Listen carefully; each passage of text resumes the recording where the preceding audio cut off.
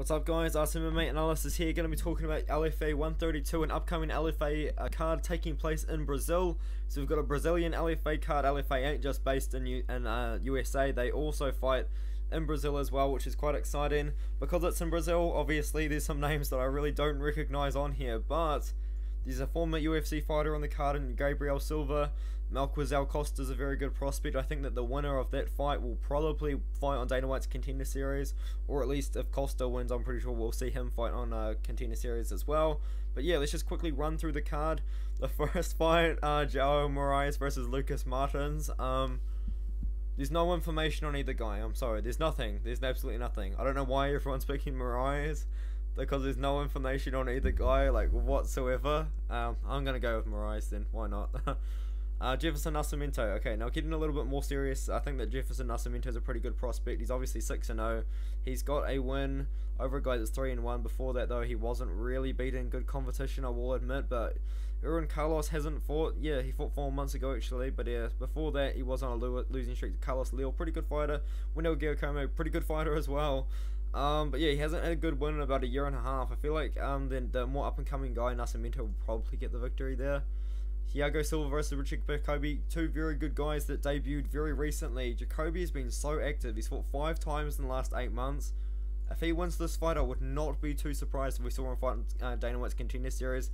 Same sort of thing with Thiago Silva. He only debuted 9 months ago and he's fought 4 times, but the level of competition that he has fought compared to the level of competition that Richard Jacoby has been fighting, yeah, he's 22-22. It's a pretty bad look, to be fair, but 2-0 win, 0-1, 1-1, 0-0, compared to all 0-0s except for a 2-0. I think Jacoby probably could get the knockout here. I mean, I believe all of his wins are by finish. Actually, he's got 1 decision win, but apart from that, all KOs. Let's go Jacoby by KO, in my opinion. I'm going to pick him to win. The winner of this fight probably won't, but maybe will fight on Dana White's Contender Series. Maybe. It's a big maybe, though, because the UFC really needs heavyweights. So, Gabriel Souza versus Lucas Sosa. At first, I was actually looking into the underdog at Lucas Sosa, but after watching some of the Gabriel Souza fights, this guy's good, man. He's only 25 years old. Lucas Sosa's only 19 years old as well. In fact, Lucas Sosa is younger than me. So good for him, man. 2-0 as a prospect.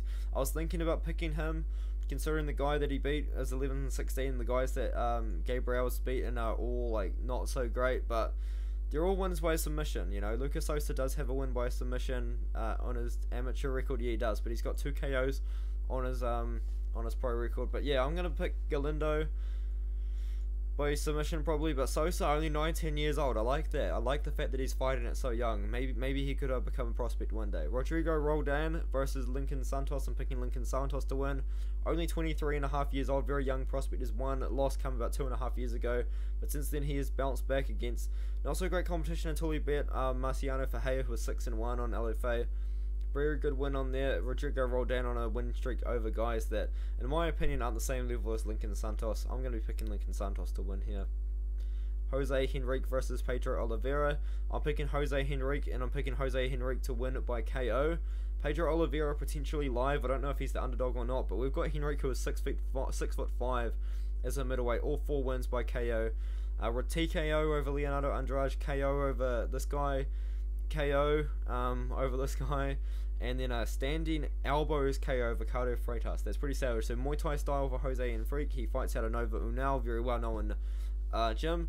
Pedro Oliveira fights out of Shoot Box, so he's also out of a good gym as well, and he does have probably the better wins on his record than Enrique. But let's go with the 6'5" guy. And Enrique to get a KO on this one here. Edna Oliveira versus Gabriel Hermogenes. I'm picking Gabriela Hermogenes, the younger fighter, the fighter with more momentum. Edna Oliveira at this point is 10-9-1. I don't think we're going to be seeing her in a bigger promotion anytime soon.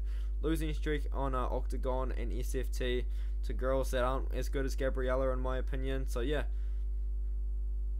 good win. Good wins for Gabriela. She beat a girl at 3-0 in her last fight on LFA. I'm picking Hermogenes to win again. Everyone's seen the decision, so you know what, I'll just side with that. Yasmin Castano versus Bruno Brazil. 2 girls on decent win streaks right now. Obviously a 5-fight pro win streak for Yasmin. Obviously a 5-fight win streak at least for Bruno Brazil. Good win streak, actually. She has a very good win in there somewhere. I think it's the Ryzen win. Where is it? No, the Shuto win, 12-13. No, I'm lying, guys. Yasmin Castano, though, it's Yasmin Castano with a good win. I'm an idiot. Sorry, she beat the girl that was 4-0 in LFA. And then since then, yeah, before that she wasn't really fighting good fighters whatsoever. She's a young up-and-coming prospect. I think maybe the winner of this one could go in Dana White's Contender Series, but I doubt it. You know, I feel like maybe Castano should get to win in this one here. Maybe one more win on the regional scene, and we could see her on Dana White's Contender Series or something similar to that.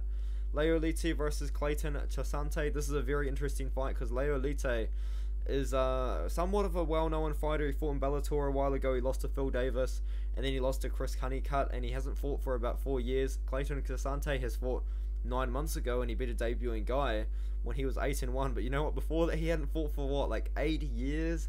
That's insane. And even then, this whole record is, in my opinion, very, very padded. It's not as good as a record as it looks.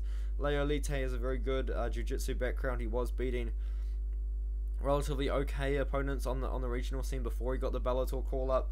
He's had the experience in the big leagues. He fights out a Brazilian top team there. I can see him submitting Trisante. I think Leite gets the win by submission on this one here. Probably not a fight to put your money on though. Leite hasn't fought for 4 years. He's 44 years old. Don't really know how old Clayton Trisante is, but I mean he hasn't fought for 8 years since his previous fight. So yeah, I'm going to be going Leite submission. Gabriel Silva versus Ronaldo Jr. Gabriel Silva, former UFC fighter. He was 8-0 going into the UFC. He lost to Ray Borg, who's now in Eagle FC and making a pretty good name for himself. Probably getting an Eagle FC title shot sometime soon. And then he lost to Kyler Phillips as well. And Kyler Phillips was very good. He's taken 2 years off since then. He's not even 28 years old. I really do believe that Gabriel Silva will have made a lot of improvements since then. Before that, he did knock out a guy that was 7-0, and before that, he was winning decisions. So I think that we're probably going to see him beat Ronaldo Jr. here, who was 8-1. But the guys he's been fighting, and he hasn't fought for 2.5 years, aren't as high level, as my opinion, as Gabriel Silva. And they're not as high level as the competition that Gabriel Silva has been fighting. He fights out of Team Nogueira. I believe we're going to see Gabriel Silva win. 51% picking Junior. Yeah, Gabriel Silva may have had a bad run in the UFC, but I'm still going to pick him to win. I feel like Gabriel Silva should win this fight. Alright, Luis Lacerda versus Marcelo Alves. I'm picking Luis Lacerda by submission here. Very, very good prospect at 135 in my opinion. 11-1 on a good win streak here. All submission wins, including a submission heel hook in LFA 9 months ago here. Marcelo Alves, 22 years old. Very, very young prospect who I feel like maybe not quite ready for this level of competition. Yeah, he beat a 9-2 guy recently, actually, to be fair. But I just don't think he's going to be quite ready for Luis Lacerda's ground game. Once again, fighting out of Nova Unal. Marcelo Alves fighting out of Shootbox. We've got another Nova Unal versus Shootbox matchup here. Now, moving on to the main event, I know that Costa is filling in for someone because I think this is somewhat of a short notice fight. Not super short notice, but somewhat short notice. Rodrigo versus Gomes was the original fight. Now we've got Gomes versus Costa. Costa, I mean, very interesting fighter. Obviously, he does look a little bit different to everyone else. But you definitely can't really judge that considering the fact that he is on a 5-fight win streak right now. I believe his last fight was 5 fights ago. It lost, and yeah, he's been a guy that was 13-4. He's been a guy that was 14-2, 8-2, and 10-5. Like, this guy's got good wins on his record. I think the winner of this fight probably will fight on Dana White's Contender Series. They're both pretty young. Maybe not Gomes, as he's only going to be on a 3-fight win streak, but he has been a good guy, and 5-2 guy, and a 19-19 guy. But hey, a winner of Costa probably would be enough to put you on Dana White's Contender Series. He lost to Murat Magomedov in Gorilla FC, which is now Eagle FC. And Everton Freitas, who was 12-2 at the time. Fights at lightweight 155. Gomes last fought at 165. Probably a catchweight fight on short notice to beat this guy that he was probably very much expected to win against. So yeah, I'm picking Costa here. I think he's had the more high level competition as well. He's very well rounded. I think he's got like 6 wins by KO, 6 wins by submission, 5 wins by decision. I think we see the win by a decision in this one here. It is a main event, but it is only a 3-round main event. I think Costa should win a 3-rounder over Gomes in this one here. Hopefully you guys enjoyed the video. Leave a like if you did, and a subscribe, and thank you guys very much for watching the whole video.